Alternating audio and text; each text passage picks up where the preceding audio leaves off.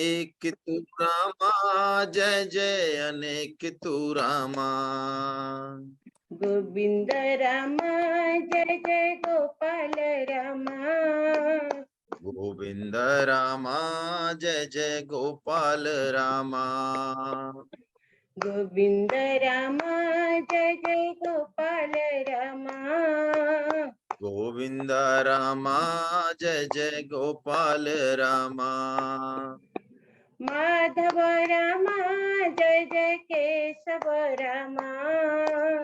माधव रामा, जय जय केशव रामा। माधव रामा जय जय केशव रामा।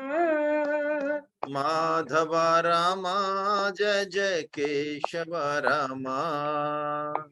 गोविंद रामा जय जय गोपाल रामा।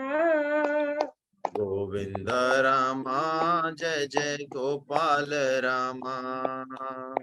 दुर्लभ रामा जय जय सुलभ रामा। दुर्लभ रामा, जय जय सुलभ रामा। दुर्लभ रामा जय जय सुलभ रामा। दुर्लभ रामा, जय जय सुलभ रामा। एक तू रामा जय जय अनेक तू रामा। एक तू रामा, जय जय अनेक तू रामा।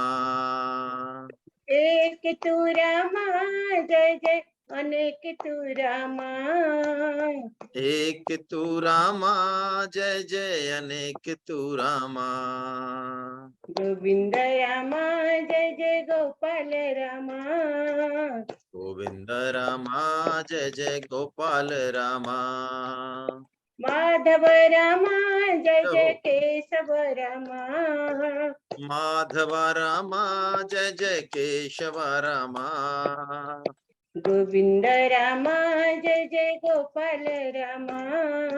गोविंद रामा, जय जय रामा। दुर्लभ रामा जय जय सुलभ रामा। सुलभ रामा, जय जय सुलभ रामा। एक तू रामा जय जय अनेक तू रामा। एक तू रामा, जय जय अनेक तू रामा। गोविंद रामा जय जय गोपाल रामा। हरे कृष्ण। गोविंद रामा, जय जय गोपाल रामा। हरे कृष्ण हरे। आइए हम लोग मंगलाचरण करें। भक्त भक्ति भगवंत गुरु, चतुर नाम बपुए। इनके पद बंदन किए, नासै विघ्न अनेक। सब संतन निर्णय कियो, मति श्रुति पुराण इतिहास। भजबे को दोई सुघर, कै हरिदास। बार बार बंदन करो, श्री नाभा आभा ऐं। जिन काढ़्यो गाभा वेद को, भक्त माल रस दें। श्री प्रिया दास पद कमल पुनि, बंदऊ बारंबार। कीनी भक्ति रस बोधनी, टीका अति सुख सार। चार जुगन में भक्त जिते, तिनके पद की धूल। सर्वसु सिर धरि राखी हो, मेरी जीवन मूल। प्रहलाद नारद पराशर पुंडरीक, व्यासाम्बरीश शुक शौनक भीष्म दालभ्यान। रुक्मांगदार जुन वशिष्ठ विभीषणादि, पुण्यानिमान् परम भागवतां नमामि। संत सभा झांकी नहीं, कियो न हरि गुण गान। नारायण फिर कवन विधि, तू चाहे कल्याण। जो हरि प्राप्ति की आस है, तो हरि जन गुण गान। न तरु सुकृत भुंजे भी, ज्यों जन्म जन्म पछता। भक्त दाम संग्रह करे, कथन श्रवण अनुमोद। सो प्रभु प्यारो पुत्र ज्यों, बैठे हर की गो। काम ही नार पियार जिमी, लोभी प्रिय जिमी दाम। तिमि रघुनाथ निरंतर, प्रिय लागे मेरा। कुल बाके बिहारी लाल की जय। परम श्रद्धे श्री नाभाजी द्वारा रचित भक्तमाल का हम पान कर रहे हैं, और शायद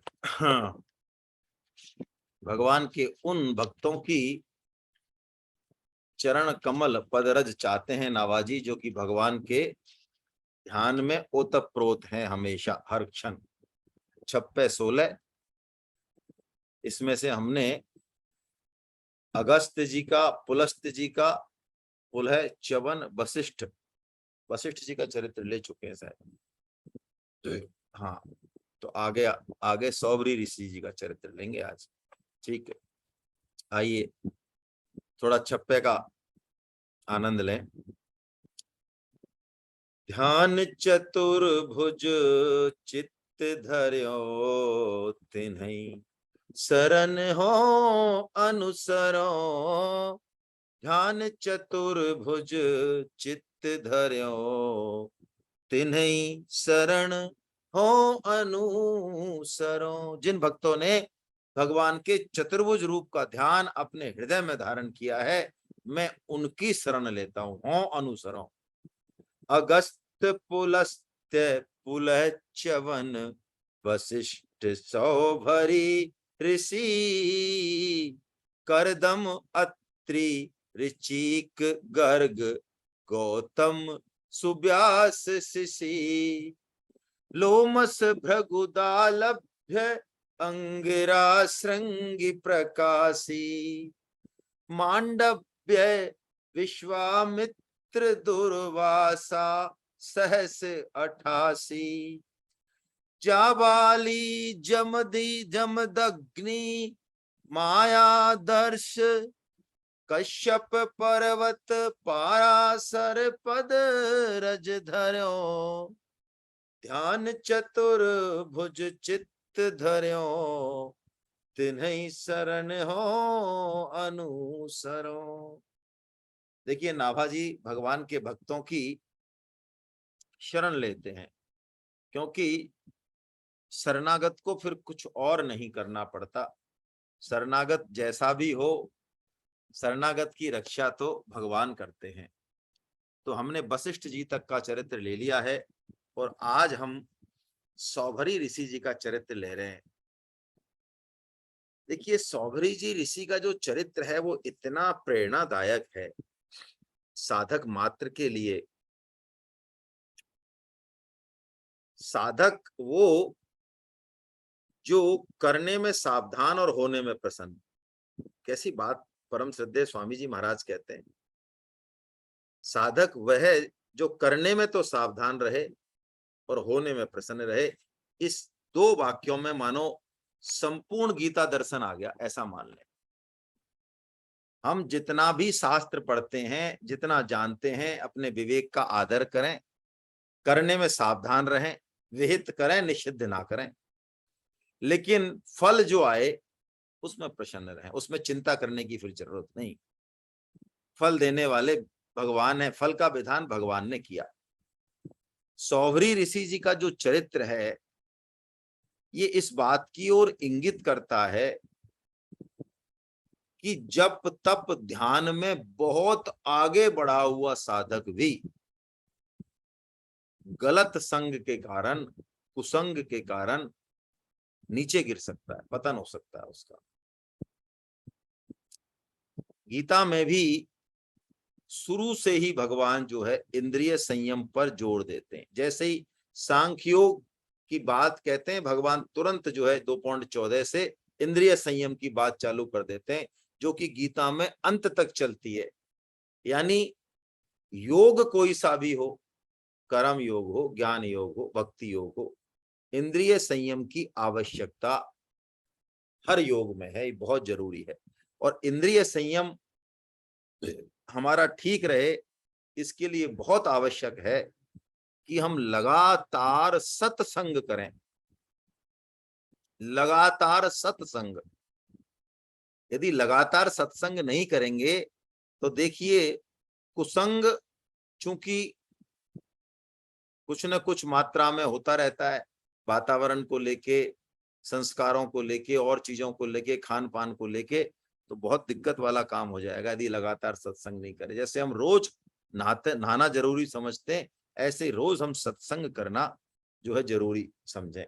चाहे सत्संग करने के लिए श्रवण करें, स्मरण करें, नाम जप करें, गीता का प्रचार करें, जो भी तरीका अच्छा लगे, वैष्णवों का संग करें। देखिए गीता में भगवान ने जो मानसिक रूप से विषयों का चिंतन करता है, बाहर से विषयों को नहीं भोगता है, उसको मिथ्याचारी कहा। मानसिक रूप से तो विषयों को भोगे लेकिन बाहर से नहीं भोगता है ना, समाज के डर के मारे, परिवार के डर के मारे या जो भी है, तो भगवान ने उसको मिथ्याचारी कहा। और मिथ्याचारी का पतन होता है, मिथ्याचारी का उन्नति नहीं हो सकती। विषय की तो उन्नति हो जाएगी लेकिन मिथ्याचारी की उन्नति नहीं होगी। इसीलिए भगवान ने जब 2.62 और 63 बोले, याद करें आप, तो भगवान ने सिर्फ मानसिक कुसंग से ध्यायतो विषयान पुंसः संगस्तेषु उपजायते, यानी विषयों में यदि हमारा ध्यान गया, हमारी आसक्ति हुई, विषयों का हमको चिंतन हुआ, चिंतन मात्र से, ध्यायतो यानी ध्यान करने मात्र से विषय का, या पूर्व में भोगे गए विषय का या भविष्य में जो विषय भोगने की इच्छा है उसका सिर्फ ध्यान करने मात्र से भगवान ने सर्वनाश बताया। इसी प्रकरण को, इसी बात को आज का ये चरित्र जो है पुष्ट करेगा इस बात को। देखिए सौभरी ऋषि जी इतने बड़े तपस्वी हुए, उनको ऋग्वेदाचार्य की संज्ञा है, ऋग्वेदाचार्य की। वो बहुत कठिन तपस्या करते थे। तो एक बार क्या हुआ, यमुना में बैठ के, यमुना के जल में अंदर बैठ के वो तपस्या कर रहे थे, तपस्या कर रहे थे, कोई दिक्कत नहीं है। हुआ क्या, यमुना के जल में एक बहुत बड़ा मत्स्य राज, यानी बहुत बड़ा मछलियों का जो राजा था, मछली थी, नर मछली, उसकी कई सारी पत्नियां थी। तो उनके साथ वो जो विहार कर रहा था, जल विहार कर रहा था, उसको देखने मात्र से सौभरी ऋषि के मन में, खुद के मन में विवाह की आकांक्षा जग गई। और उन्होंने कहा कि भाई ठीक है, तपस्या पस्या तो बहुत हो गई, लेकिन अब विवाह तो करना चाहिए, कम से कम ये भी तो भोग भोगना चाहिए। तो वो तपस्या छोड़ के आ गए और उस समय जो पृथ्वी के राजा थे, मानधाता हैं, मानधाता राजा के पास जा पहुंचे और उनसे कहा, महाराज हमको जो है अपनी कन्या दे दो, हम विवाह करना चाहते हैं। अब बिल्कुल तपस्या से शरीर ऐसा हो गया, इतनी उम्र हो गई बूढ़े बड़े को, सूखी हड्डी को। मानधाता ने सोचा, बताओ मेरी कन्या इतनी सुंदर है, 50 कन्याएं थी उनकी, इतनी सुंदर कन्याएं हैं, मैं किसी को भी कैसे दे दूं इसको। लेकिन यदि मैं मना करूंगा अभी तो ये मेरे को श्राप व्राप दे देंगे, अभी दिक्कत हो जाएगी मेरे को।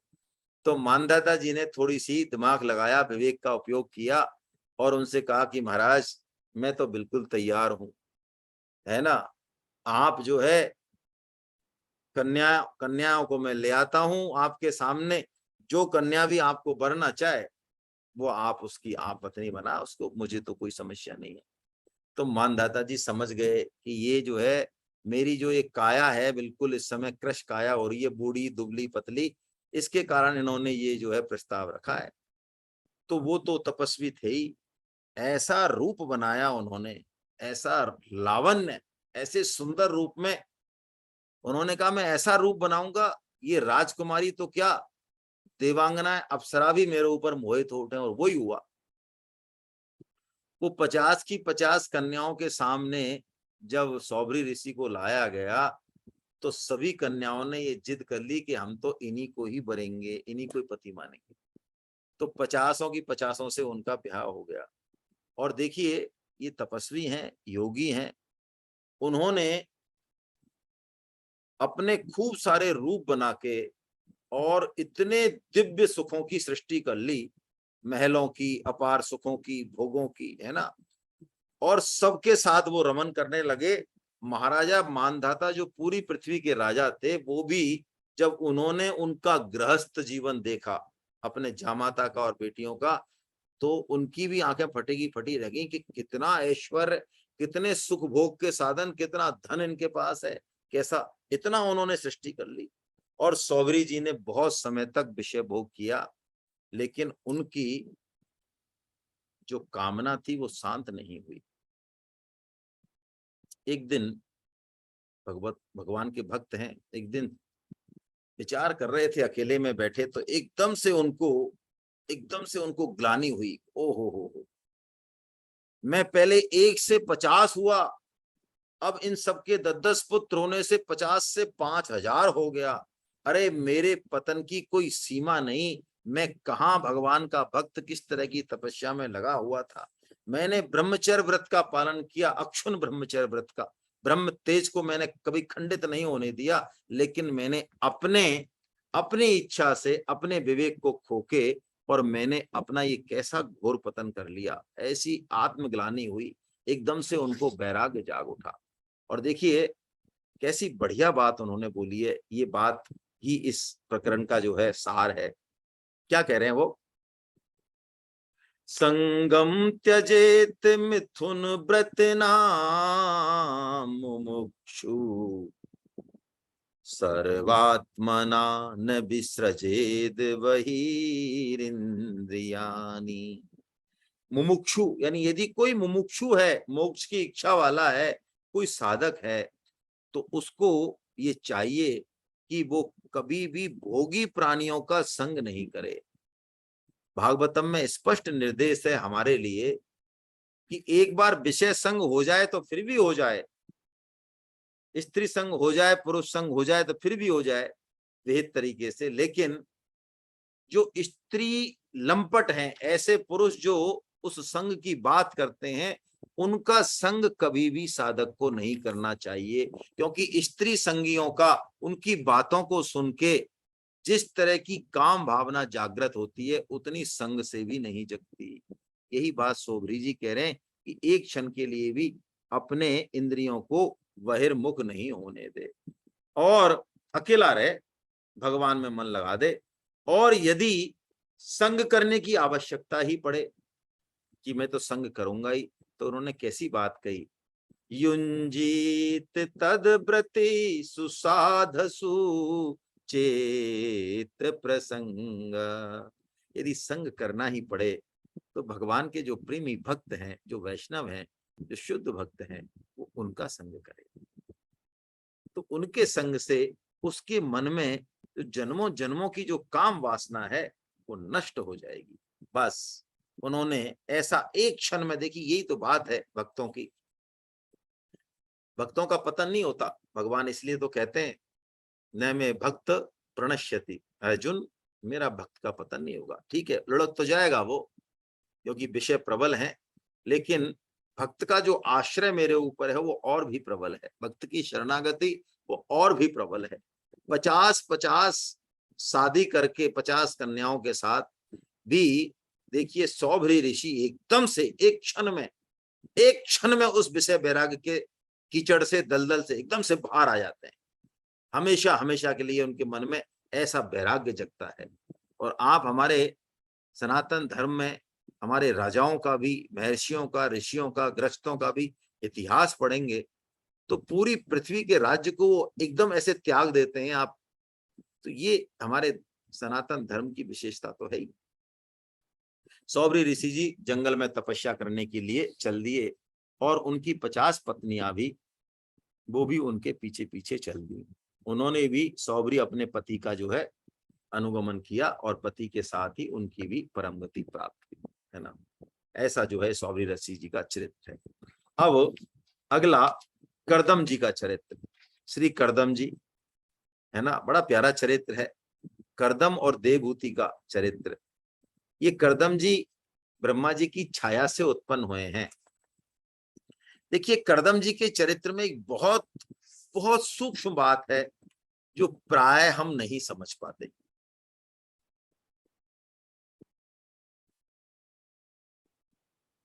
शादी करना, विषय भोग करना, कलयुग में जन्म लेना, पृथ्वी पे आके जन्म लेना, ये अच्छी बात नहीं है।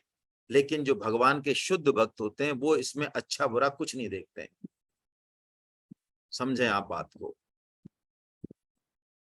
उनकी सबसे जो ऊंची निष्ठा होती है वो भगवान की प्रसन्नता में होती है। हम लोगों की अपनी मान बढ़ाई में होती है। यदि भगवान उनसे कह दें कि तुम शादी कर लो तो वो शादी करने को तैयार हो जाते हैं। हित हरिवंश जी का चरित्र आपने सुना हो, श्री हित हरिवंश जी, वो स्वयं सन्यास लेके और चल दिए आगे वृंदावन की तरफ। भगवान ने स्वयं उनसे कहा कि आपको शादी करनी है, ये कन्या जो है आपको देके जाएंगे तो आपको शादी करनी है। वो मान ली उन्होंने बात। प्रियव्रत जी, प्रियव्रत जी संपूर्ण पृथ्वी का राज छोड़ के और तपस्या करने चले गए। नारद जी मिले, नारद जी से कहा महाराज हमको मंत्र दे दो, अब हम पूरा जीवन तपस्या करेंगे। तो उनके पिता आए मनु, अरे कि क्या कर रहे हो तुम, ये इस समय सृष्टि को बढ़ाने की आवश्यकता है, पूरी पृथ्वी खाली है, मनुष्य सृष्टि है ही नहीं, मनुष्य सृष्टि को पैदा करना ज्यादा से ज्यादा जनसंख्या, तो तुम ये छोड़ो ये सन्यासियों का बाना। उन्होंने बात नहीं मानी, लेकिन ब्रह्मा जी ने फिर उनको आके समझाया, उनके दादा ने, कि नहीं तुम्हें माननी चाहिए। देखिए ये कि यही बात यहाँ करदम जी के चरित्र में देखने को मिलती है। राग द्वेष वियुक्तेस्तु इंद्रिय विषयानी इंद्रियश्चरण, ऐसा है ना श्लोक 2.65 कौन सा है, हाँ यही है शायद। यानी ये लोग रात और दिन विषय भोग में ऐसा लगेगा लिप्त हैं, लेकिन वास्तव में ये विषय भोगों में लिप्त है ही नहीं। जल में जैसे कमल का पत्ता होता है, वो भगवान की आज्ञा का पालन ही कर रहे हैं। करदम ऋषि जी वो इतने ऐसे तपस्वी हैं, उनका वर्णन आता है श्रीमद् भागवतम में। लेकिन कहते हैं ब्रह्मा जी की छाया से ये उत्पन्न हुए, और ब्रह्मा जी ने जैसे उत्पन्न हुए तो उनसे कहा बेटे सृष्टि को आगे बढ़ाओ, ये सृष्टि चक्र जो है इसको आगे बढ़ाने की जरूरत है। तो उन्होंने कहा जी पिताजी, अब सृष्टि को आगे बढ़ाना है तो धर्म पत्नी की आवश्यकता होगी। तो उन्होंने, देखिए कैसे भक्त हैं, धर्म पत्नी की आवश्यकता है, इसके लिए भी उन्होंने भगवान की ही तपस्या करना चालू कर दिया। और कहते हैं पूर्ण निष्ठा से बिंदु सरोवर, गुजरात में है ये, अहमदाबाद के पास, जिसको सिद्धाश्रम भी बोलते हैं शायद, वहां उन्होंने 10,000 वर्षों तक तपस्या की। और ऐसी तपस्या की कि भगवान प्रकट हो गए, और भगवान के रूप का जो दर्शन करते हैं ना करदम ऋषि जी, बड़ा प्यारा प्रसंग है वो। तो भगवान के उस रूप का दर्शन करके करदम ऋषि जी की आंखों से आंसू आ जाते हैं, और अपने प्यारे पुत्र की अनन्यता देख के, शरणागति देख के, उनका आश्रय देख के भगवान की भी आंखों में से जो है प्रेमाश्रु आते हैं। और कहते हैं उन्हीं अश्रुओं से वहां पे वो सरोवर बन जाता है, उसी को बिंदु सरोवर कहते हैं। ऐसी मनोहर मूर्ति दोनों का मिलाप है, भागवतम में वर्णन है। तो भगवान कहते हैं कि बताओ क्या चाहिए आपको, हम आ गए। तो करदम जी कहते हैं महाराज हमको तो एक सुंदर कन्या चाहिए, सुंदर रूपवती शील कुलीन जैसी भी जो है धर्म पत्नी चाहिए हमको। तो भगवान ने कहा कि देखो, यानी भगवान से धर्म पत्नी भी मिलेगी, गृहस्थ भी मिलेगा, तो वो विषय भोग नहीं होगा, वो प्रसाद हो जाएगा। वो विषाद का कारण नहीं बन सकती, वो प्रसाद का ही कारण बनेगी। और भक्तों को मांगने की जरूरत तो बाद में। भगवान ने कहा उनसे प्रसन्न होके कि अरे तुम क्यों चिंता करते हो, तुम चिंता मत करो, हम तो तुमको पहले ही जो है इंतजाम कर आए। कर्दम ऋषि को इन्होंने कहा कि मनु और शत्रुपा की पुत्री देवहूति, कैसी है देवहूति, इतनी परम सुंदरी है कि छत पे जैसे घटना आती है, छत पे वो एक बार घूम रही थी, तो उसे घुंघरुओं की आवाज से वो देवता उसकी सुंदरता पे जो है देख के और लुढ़क गए, ऐसी सुंदरी। तो खुद मनु जी आएंगे, तुम्हें अपनी कन्या को देके जो है उसका आपको वरण कर लेना है। यही हुआ, मनु जी आए और कहा शत्रुपा के साथ कि देखो ये मेरी पुत्री है, प्रियव्रत और उत्तानपाद की बहन है, और इसने जब से नारद जी के मुख से आपकी प्रशंसा सुनी कि आप कितने बड़े तपस्वी हैं, कितने बड़े ज्ञानी हैं, विद्या है, रूप है, तब से ये आपसे ही विवाह करने का जो है संकल्प कर चुकी है। इसलिए मैं इसको आपके पास लेके आया हूं, तो आपको मैं कन्या ये समर्पित करता हूं, आप इसे स्वीकार कीजिए, ऐसा मनु जी ने उनसे कहा। वो तो भगवान तो उनको बताए गए पहले, है ना। तो उन्होंने तपस्वी योगी होते हुए भी उस कन्या को जो है स्वीकार किया। लेकिन देखिए अब भक्त का बाना देखिए आप, स्वीकार तो किया देवहूति जी, जिसके पीछे देवता गंधर्व सब लालायत हैं, लेकिन उन्होंने कहा देखो महाराज, मैं इनको पत्नी के रूप में स्वीकार करता हूं, लेकिन मेरा अंतिम उद्देश्य गृहस्थ धर्म के सुख भोगना नहीं है।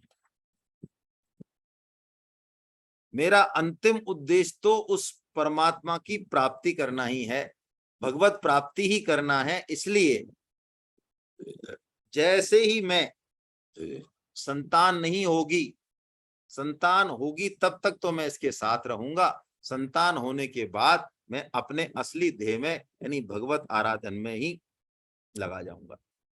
अब मनु जी ने तो स्वीकार की, शर्त क्या करें, जब वो करना ही उनसे है तो शादी उनको, यही हुआ, विवाह हुआ बड़ी बहुत अच्छे से, खूब सारे उनको दान दहेज मिला। और देवहूति जी ने अपनी सेवा त्याग से, संयम से, है ना, देख करदम जी का दिल जीत लिया। करदम जी तपस्वी हैं, वो तो फिर तपस्या में बैठ गए। सूख के कांटा हो गई देवहूति, बिल्कुल सैकड़ों सालों तक उनकी तपस्या करती रही, उनकी तपस्या में जो है सहायता करती रही अपनी सेवा त्याग से। फिर जब करदम जी उसकी सेवा से प्रसन्न हो गए, तो करदम जी ने खुद के शरीर को भी और देवहूति के शरीर को भी, क्योंकि उनके पास तो सिद्धि थी, तपोबल था, सैकड़ों दासियां लगा दी। इंद्राणी के पास बड़ी बड़ी जो सुविधाएं नहीं, वो सारी सुविधाएं उन्होंने जो है कर दी, और देवहूति जो सूख के कांटा हो गई थी फिर अपने असली रूप में आ गई।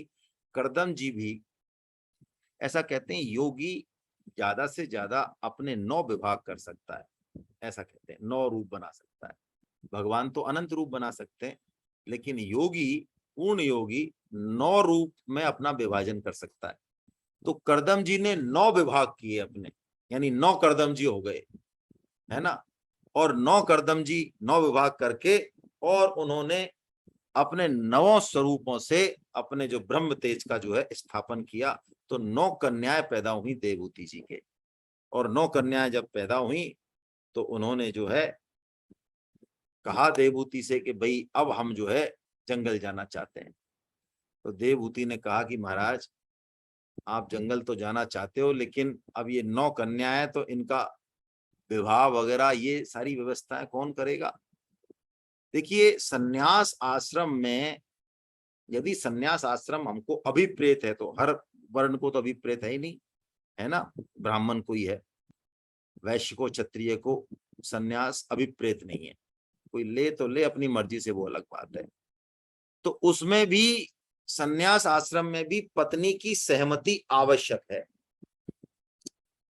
वानप्रस्थ में भी ऐसा कहते हैं शास्त्रों के अनुसार कि वानप्रस्थ जब आप अपनी बेसिक बेसिक जिम्मेदारियों से मुक्त हो जाए। बेसिक जिम्मेदारी मतलब कन्याओं का विवाह हो जाए, पुत्र शिक्षा दीक्षा पूरी कर ले अपनी, संघर्ष कर रहा हो, नौकरी लगे नहीं लगे, तब आप वानप्रस्थ के लिए जो है, वानप्रस्थ यानी वन में प्रस्थान करने की तैयारी कर सकते हैं। तो देवहूति ने जब ये कहा कि इनका विवाह भी नहीं हुआ है और आप अभी से चल दिए, ये तो जो है कैसे चलेगा, तो रुक गए कर्दम जी। क्यों रुक गए? कि भगवान का उनको बात याद आ गई। भगवान ने कहा कि तुम बिल्कुल चिंता मत करो, मनु जी अपनी पुत्री तुमको देंगे और तुम्हारा कोई पतन नहीं होगा। अरे पुत्री क्या देंगे, तुम्हारे 9 कन्याएं होंगी और 10वें पुत्र के रूप में मैं स्वयं तुम्हारे जो है उसका आश्रय लेके, तुम्हारे तेज का आश्रय लेके मैं स्वयं प्रकट होऊंगा। तो कर्दम जी को वो चीज याद आ गई कि अरे अभी तो भगवान स्वयं आने वाले हैं, इसलिए वो रुक गए, है ना। और अब उन्होंने जब ये बात याद आई तो उन्होंने उनसे कहा देवहूति जी से, अब तुम और आप और हम दोनों संयम, नियम, दान, तप आदि के द्वारा भगवान का यजन करें, क्योंकि भगवान यदि आने वाले हैं तो भगवान को ग्रहण कर सके ऐसी कोख, ऐसा तेज भी तो होना चाहिए, है ना। तो उनकी कन्याओं की तो शादी कर दी उन्होंने। कैसे कैसे की? 9 कन्याएं थी। कला नाम की कन्या मरीचि को दी। देखिए जितने भी ऋषियों की कन्या है ना, ये मेन मेन ऋषि, इनकी यही देवहूति है ना, इनसे हुई है। 3 बहनें हैं ये, देवहूति, प्रसूति और आकुति, दक्ष प्रजापति। ये इन 3 कन्याओं की संतति से ये सारा संसार भरा हुआ है ना, हम सब जो है। तो कला नाम की कन्या मरीचि को, अनुसुईया अत्रि जी को दे दी, श्रद्धा अंगिरा जी को, हविर्भू पुलस्त को, गति पुलह को, क्रिया क्रतु को, ख्याति भृगु को, अरुंधति वशिष्ठ को और शांति अथर्वा को। वैसे तो देखो ये जो नाम है ना, ये ऐसे ही नहीं है, इन नामों में और ऋषियों के नामों में बहुत गहरा अर्थ है इनका। इन सब के बड़े आध्यात्मिक में मतलब है ना। हमें ज्यादातर तो आते ही नहीं, पता ही नहीं है, हमको समस्या ये है, लेकिन इन सब के पीछे बड़े गहरे मतलब हैं। तो इनका तो विवाह हो गया और फिर वो भगवान की प्रतीक्षा करने लगे। और जब परम मंगल मुहूर्त आया तो भगवान स्वयं, भगवान विष्णु देवादिदेव, वो कपिल जी के रूप में प्रकट हुए। और कपिल जी जब आ जाते हैं तो देखिए कैसे हैं कर्दम जी, हैं। कपिल भगवान जब अवतार ले लेते हैं तो एकांत में एक दिन फिर भगवान के आगे वो खड़े हो जाते हैं, जो पुत्र रूप में है ना उनके में, कि महाराज देखो अब आपने जो कहा वो सब काम हमने कर दिया, अब आप भी पधार ही गए, अब आप पधार गए तो अब चिंता की क्या बात है, अब आगे तो आप सब संभाल ही लोगे, आप ही संभाल रहे हो। तो हमको तो हमारा राम नाम नाम करने, अब मौज करने जाने दो जंगल में, है ना। ऐसे वो भगवान को प्रणाम करके और आज्ञा लेके और जो है वो चले गए। अब आप देखिए भगवान कपिल हैं और माता देवहूति का जो संवाद है श्रीमद् भागवतम में, वो बड़ा बड़ा अच्छा संवाद है, सबको पढ़ना चाहिए।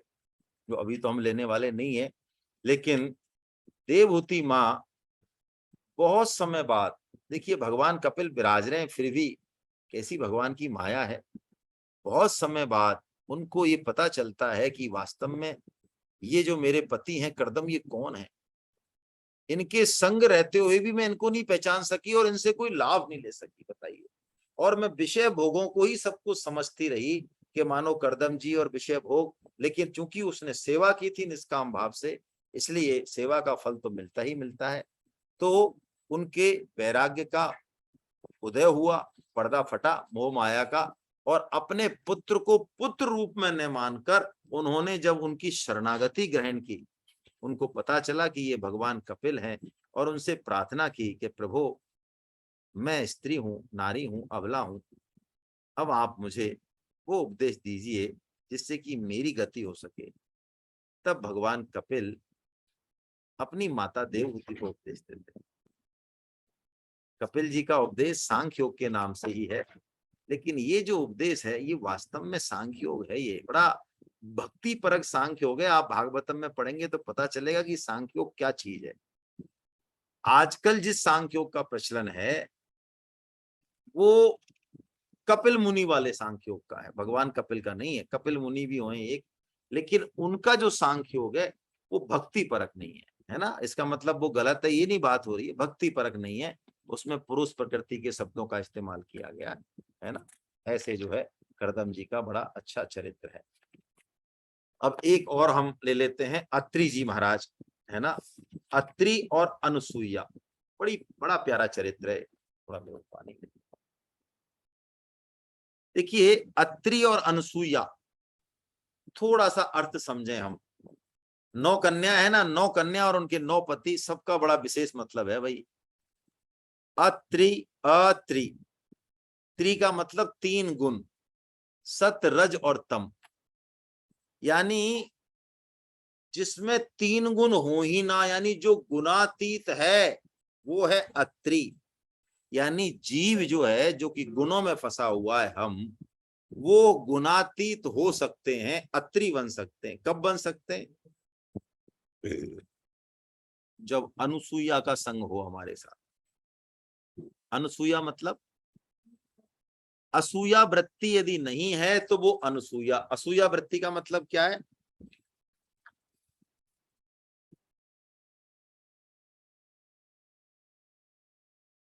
देखिए असूया वृत्ति का मतलब है गुणों में भी दोष देख लेना। जैसे भगवान श्री कृष्ण कुछ कहें गीता में, तो हमारे जैसे बुद्धिजीवी कहते हैं अरे बताओ कितनी लंबी लंबी फेंक रहे हैं ये भगवान है, मैं ये हूं, मैं वो हूं, मैं बड़े बड़े पापी को भी साधु कर देता हूँ, अर्जुन मैं सब कुछ कर देता हूँ, ये सूर्य चक्र सब मैं ही चला रहा हूँ।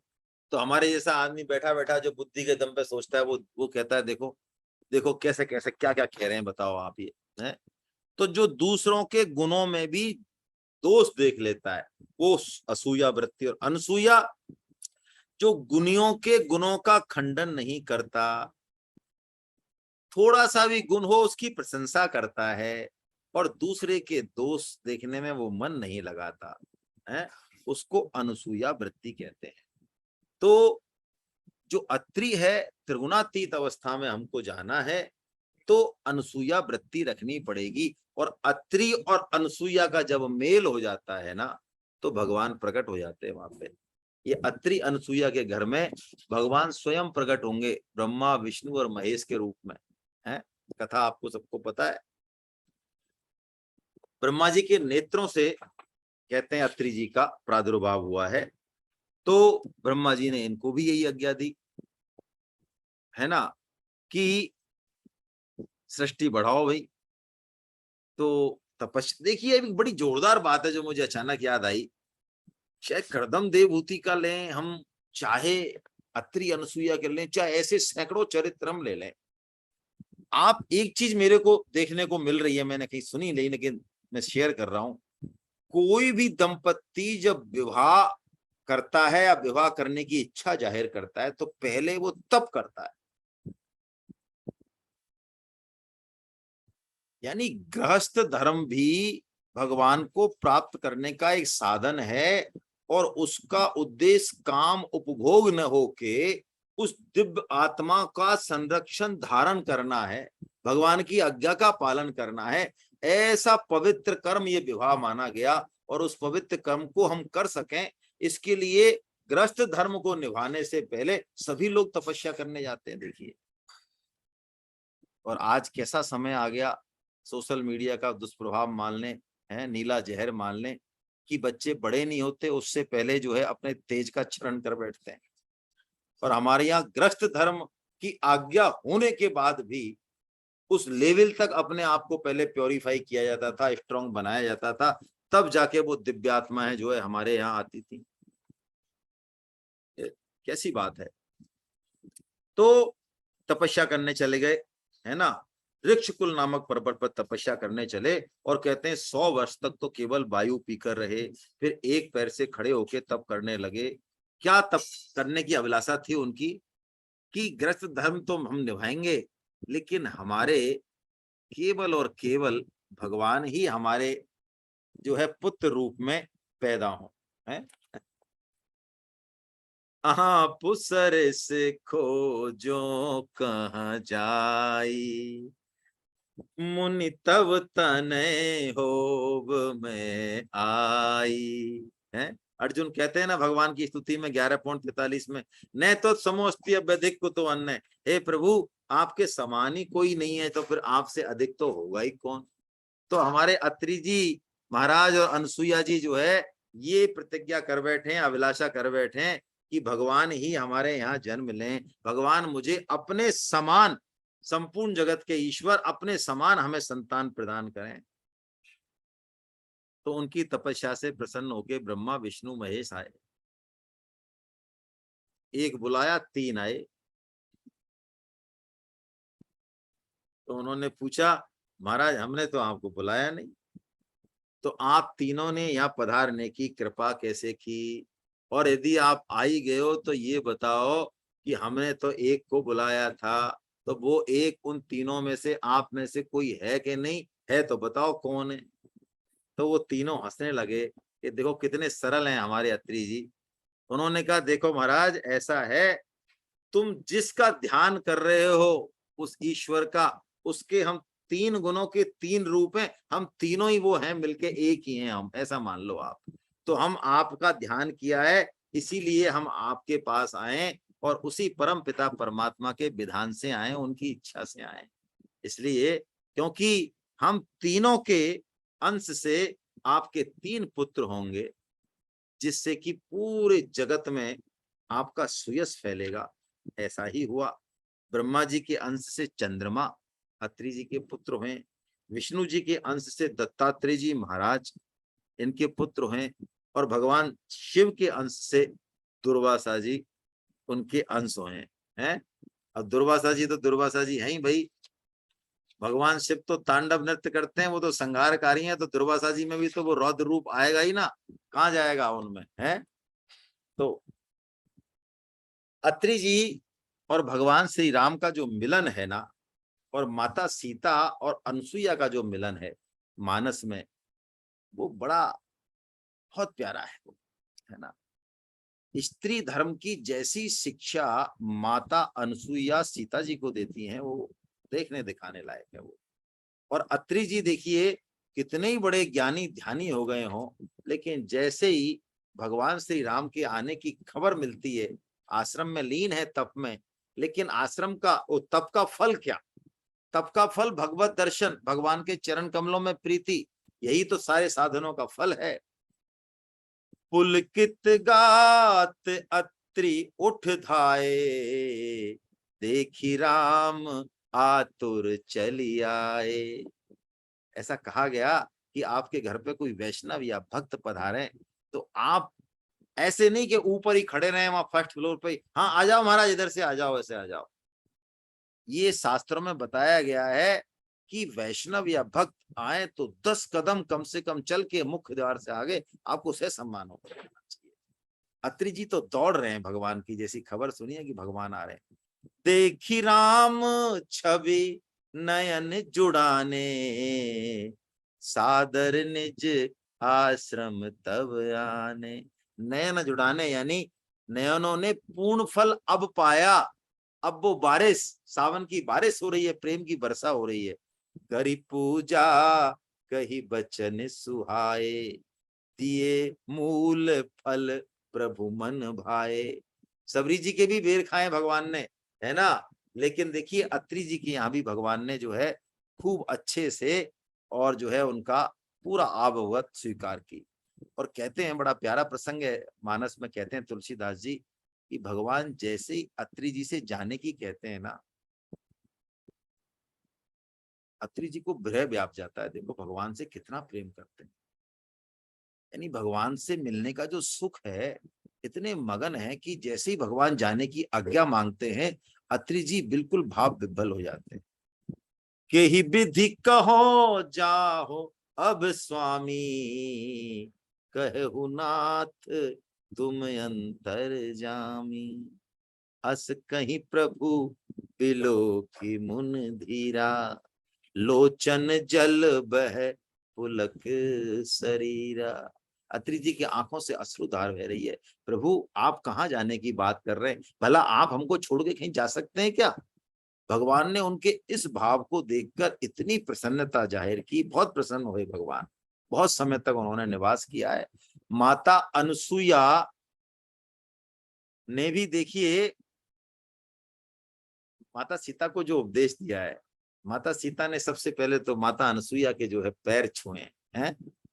सबसे पहला कर्तव्य यही है, अनसुईया के पद गही सीता, मिली बहोरी सुशील विनीता, दिव्य बसन भूषण पहराए, जे नित्य नूतन अमल सुहाए। ऐसे वस्त्र और आभूषण दिए जिनको धोने की जरूरत नहीं है, जिसमें कोई गंदगी नहीं लगती, जिसको पहन के कोई कुविचार नहीं आ सकता, जिसको पहन के किसी भी तरह का भौतिक रोग नहीं व्याप सकता। ऐसे नित्य नूतन अमल वस्त्र और आभूषण उनको दिए। क्या मतलब, यदि हम बड़े बूढ़ों का आशीर्वाद लेंगे तो यश संपदा श्री बल ये हमारे पास आएगा ही आएगा। ये नियम है, कोई रोक नहीं सकता, मांगने की जरूरत नहीं है, बिना मांगे आएगा ये। अब देखिए क्या कह रही हैं, स्त्री धर्म का वर्णन कर रही हैं। अब है पुत्री धर्म का या किसी माता धर्म का नहीं, स्त्री धर्म का वर्णन कर रही हैं। और ये बता रही हैं कि रिश्ते तो सब अच्छे हैं, सब लाभप्रद हैं, सब आनंद देने वाले, सब जरूरी भी हैं, लेकिन स्त्री के लिए जो उसका पति धर्म है, पति जो है वो विशेष रिश्ता है। उसका समस्त कल्याण, उसकी समस्त गति उसी रिश्ते पर टिकी हुई है। अब हालांकि आजकल हम पढ़े लिखे लोग इन बातों को थोड़ा सा है ना पुराना मान बैठते हैं, क्या करें। लेकिन जो माता अनसुईया का जो उपदेश है वो हम एज इट इज सुने। मातु पिता भ्राता हितकारी, मित्र प्रद सब सुन राजकुमारी। सारे हितकारी हैं ये, इसमें कोई दो राय नहीं। लेकिन अमित दानी भरता वैदेही, अधम सुनारी जो सेव न तेही। लेकिन परम कल्याण, परम गति, परम आनंद, सब कुछ जो देने की जो बात है शास्त्रों में, अमित दान भरता, वो स्त्री के लिए उसका पति है। भगवान विष्णु, शास्त्रों का वचन है भाई, भगवान विष्णु पति रूप में ही मानो स्त्री के लिए आए हैं, है ना। हालांकि ये दोनों जोड़ा है, परस्पर साचर्य का भाव है, एक तरफा नहीं है शास्त्रों की भाषा। पुरुष कहीं मोटे हो रहे हो सुन सुन के ही, है ना, कि हमें तो कुछ करना धरना नहीं है, सारा एक तरफ का मामला है, ऐसा नहीं है, ऐसा बिल्कुल नहीं है ना। लेकिन स्त्री के लिए ऐसा बताया कि कुछ भी और करने की उसको आवश्यकता नहीं। और अधम सुनारी, यदि ऐसे पति की भी ऐसे शास्त्र के आदेश के बाद भी यदि वो उसकी सेवा शुश्रूषा नहीं करे तो ऐसी नारी अधम है। धीरज धर्म मित्र अरुनारी, आपद काल पर किए उचारी है। यानी हमारे शास्त्रों में स्त्री को पैरों की धूल नहीं माना, सखा भाव माना, सख्य भाव माना है ना। ठीक है, सेवा का अपना दोनों का अलग अलग भाव है, शरीर में भी अंतर है, उस हिसाब से अलग अलग धर्म है, लेकिन आत्मिक रूप से कहीं फर्क नहीं है। देखिए, मूल रूप में हम इतना सा समझ लें, हमारे यहाँ जाति व्यवस्था है, वर्ण व्यवस्था है, हमारे यहाँ भेद है, हाँ है, और वो जरूरी है, लेकिन ये सब व्यवहार को लेके है, लोक व्यवहार को लेके है। लेकिन जब परमार्थ की बात आती है, परमात्मा प्राप्ति की बात आती है, कल्याण की बात आती है, अध्यात्म में चलने की, हमारे यहाँ किसी तरह का जाति वर्ण लिंग भेद है ही नहीं, और बल्कि है तो उल्टी तरीके से है। ब्राह्मण के लिए नियम बहुत कड़े, परमात्मा प्राप्ति के लिए उतने कड़े नियम जो नीचे की जाति हैं जिनको माना गया, या स्त्री या पापी, उनके लिए नहीं है। आप बिल्कुल देख लें, ये शास्त्र में हमने ठीक से इन चीजों को देखा नहीं, इसलिए हम गलत फहमी में पड़ते हैं। नहीं तो ये भेदभाव सिर्फ शरीर को लेकर और व्यवहार को लेकर जो कि जरूरी है, हम सब करते भी हैं, ऐसा नहीं है कि हम नहीं करते, हम करना ही पड़ेगा, है ना। रात में और दिन में फर्क करना पड़ेगा, बेटे और बेटी में फर्क करना पड़ेगा। तो ये बात जो है वो कह रही हैं। और अब पतिव्रता 4 तरह की पतिव्रता बता रही हैं। देखिए वो कैसा उच्च सोच है। जो उत्तम पतिव्रता होती है वो कैसी होती है, और मध्यम पतिव्रता होती है वो कैसी होती है, ये 4 उन्होंने चौपाइयां बोली। क्या बोली? एक ही धर्म एक व्रत नेमा, काय बचन मन पति पद प्रेमा। काय वचन मन, देखिए 3 चीज गीता में भी यही है। 3 तरह के तप बताए गीता में। आप सात्विक तप का यदि वर्णन पढ़ें गीता में 17.14 से और 17.16 तक, 14, 15, 16, तो वहां यही पद है ना। तो वो कहती है उत्तम के अस बस मन माही, सपने हूं आन पुरुष जग नाही।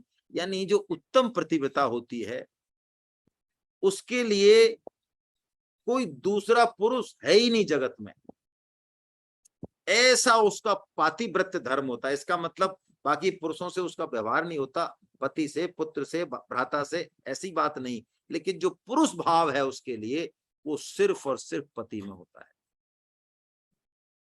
इसको सुन के मेरे को एक एग्जाम्पल याद आ गया। हमारे लिए ये असंभव चीज लग सकती है। जीव गोस्वामी जी, जो षड गोस्वामी में से एक है, आपने सुनी होगी ये कथा को। जीव गोस्वामी जी षड गोस्वामियों में से एक हैं, महान आचार्य हैं। गौड़ीय संप्रदाय का तो जो कहते हैं अधिकांश साहित्य है, बहुत विपुल साहित्य है उनका। भक्ति और प्रेम में तो उनका साहित्य अद्भुत है। तो अधिकांश साहित्य जीव गोस्वामी जी द्वारा लिखा हुआ है। वो बहुत कम मिलते थे, भगवान श्री कृष्ण के अनन्य भक्त थे। तो मीरा जी जब पहुंची वृंदावन तो किसी ने कहा कि जीव गोस्वामी जी के दर्शन आपको अवश्य करने चाहिए, महान शुद्ध भक्त हैं वो।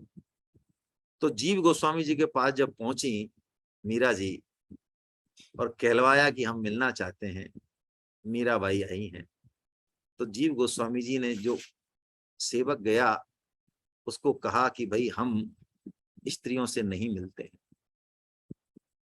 उस सेवक ने निवेदन किया मीराबाई को आके कि गुरुदेव स्त्रियों से मिलना पसंद नहीं करते हैं।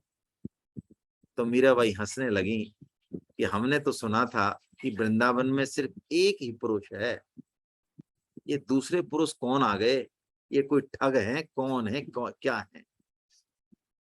उनके सेवक ने वो बात कही कि महाराज वो जो मीराबाई हैं, मैंने जब उनसे कहा कि आप स्त्रियों से नहीं मिलते हैं, तो उन्होंने ये कहा कि वृंदावन में तो मात्र एक पुरुष हमने सुने अब तक, ये दूसरे पुरुष कौन है, कहां से आए, कौन ठगे। इतना सुना कि जीव गोस्वामी जी दौड़े ऊपर के माले से, है ना। समझ गए कि ये जो कोई कह रही है ये सामान्य भक्ता नहीं है, ये कोई भगवान की महान भक्ता है, जो भगवान श्री कृष्ण को ही पुरुष रूप में देखती है बस। और कहते हैं जीव गोस्वामी जी से मीराबाई को बहुत प्रेम मिला, जैसे मानो अपने पिता से जो उनको प्रेम नहीं मिला। जितनी यातनाएं उन्होंने सही थी, एक पुत्री जिस तरह पिता की गोद में बिलक बिलक के रोती है, ऐसे जीव गोस्वामी जी की गोद में मीराबाई रोई है। सीखा है उनसे, और उन्होंने क्षमा मांगी है कि मैं अपने भाव को ठीक से पहचान नहीं पाया, आपके भाव को भी नहीं पहचान पाया, और शायद मुझे अपने को भी पहचानने में जो है थोड़ी गलती हो गई, तभी मैंने अपने आप को पुरुष मान लिया। तो उत्तम पतिव्रता एक पति के अलावा किसी में भी पुरुष भाव नहीं रखती। अब मध्यम, मध्यम पर पति देखें कैसे, भ्राता पिता पुत्र निज जैसे। इसको मध्यम पतिव्रता कहा, जो अपने पति के अलावा दूसरे पुरुष को भाई की तरह या पिता की तरह या पुत्र की तरह देखे। भाई क्या कहें, हमारा देश कितना महान रहा होगा, देखिए आप कैसी सोच है, हमें तो सोचने में दिक्कत आ रही है। और बिनु अवसर भयते रहे जोई, जाने हूं अधम नारी जग सोई। यानी अवसर नहीं मिला, हम ईमानदार किस लिए हैं। लोग कहते हैं, है ना, हम भी कहते हैं भाई हम ईमानदार हैं, तो आपकी जो जिस पोस्ट पे आप बैठे हो वहां पैसा कमाने की कोई गुंजाइश है क्या? या नहीं साहब, कोई चवन नहीं देने वाला नहीं है हमको, तो तुम ईमानदार रहो, मत रहो, तुम्हारे तो तुमको कोई चवन नहीं देने वाला नहीं है। तो तो बिनु अवसर यानी कोई अवसर नहीं मिल रहा है, इसलिए हम जो है शास्त्र मर्यादा का पालन कर रहे हैं, है ना, मौका नहीं मिल रहा है कोई, तो उसको जो है अधम कहा। और बिनु श्रम नारी परम गति लहे ही, पतिव्रत धर्म छाड़ छल गए ही। अंतिम बात कही कि बिनु श्रम नारी कुछ भी ना करे, यदि छल छोड़ के सिर्फ जैसे शास्त्र ने आज्ञा दी, तो शास्त्र आज्ञा का पालन करने के कारण उसको परम गति मिलेगी। वैसे भी यदि पत्नी की सहमति हो तो पति के आधे पुण्य उसके खाते में ट्रांसफर होते ही होते हैं, पुण्य ट्रांसफर होते हैं, और इधर के पुण्य इधर ही रहते हैं, ये इधर नहीं जाते हैं। पत्नी के पुण्य पत्नी के पास ही रहते हैं, ये इधर ट्रांसफर नहीं होते हैं। और पत्नी के पाप ये आधे इधर ट्रांसफर हो जाते हैं, है ना, ऐसा शास्त्रों का नियम है। तो इसलिए कोई दिक्कत वाली बात नहीं है। तो माता अनसुईया ऐसा सुंदर उपदेश सीता माता को दिया उन्होंने। सीता माता ने उनके पैर छू के जो है और बड़े प्रसन्न हुए। भगवान श्री राम भी इतने प्रसन्न हुए कि चलो महल तो छूटा, पिताजी छूटे, माताजी छूटी, लेकिन देखिए यहाँ हमें पिता स्वरूप अत्रि जी और माता स्वरूप अनसुईया मिल गई हैं। विदेश में ऐसे उपदेश देने वाला, सार संभाल करने वाला कोई मिल जाए तो कैसा भाव होता है। तो माता अनसुईया ने मानो सब कुछ जो है वो माता सीता को दिया। भगवान श्री राम बड़े भाव विभोर होके जो है वो निकले हैं, और अत्रि जी को प्रसन्न करने के लिए भगवान ज्यादा दूर नहीं गए, यहीं चित्रकूट पे निवास किया उन्होंने बहुत समय तक, है ना। ऐसे अत्रि जी जो है हुए हैं। चलिए बाकी भक्तों का चरित्र जो है कल लेंगे, आज 3 ही बहुत है।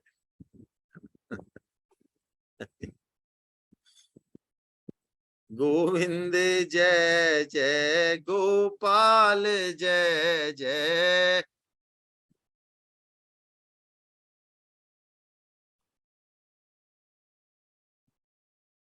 राधा रमन हरि गोविंद जय जय, रमन हरि गोविंद जय जय, गोविंद जय जय गोपाल जय जय, गोविंद जय जय गोपाल जय जय, राधा रमन हरि गोविंद जय जय, राधा रमन हरि गोविंद जय जय, राधा रमन हरि गोविंद जय जय, राधा रमन हरि गोविंद जय जय। नाम संकीर्तनम यस्य नाम संकीर्तनं यस्य सर्व पाप प्रणाशनम, सर्व पाप प्रणाशनं, प्रणामो दुख समनस्तम नमामि हरिं परम,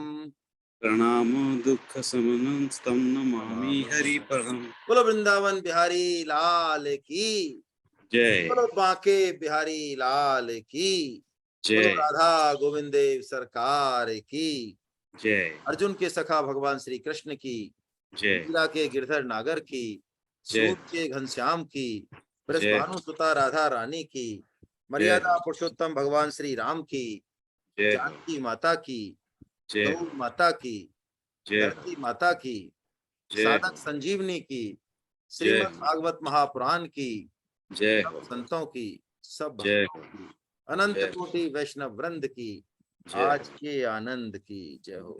हरि बोल। जय जगन्नाथ। कल हम जय मिलते हैं जगन्नाथ। इसी समय 8 बजे। हरे कृष्णा। जय जगन्नाथ जय जगन्नाथ जय जगन्नाथ जय जगन्नाथ।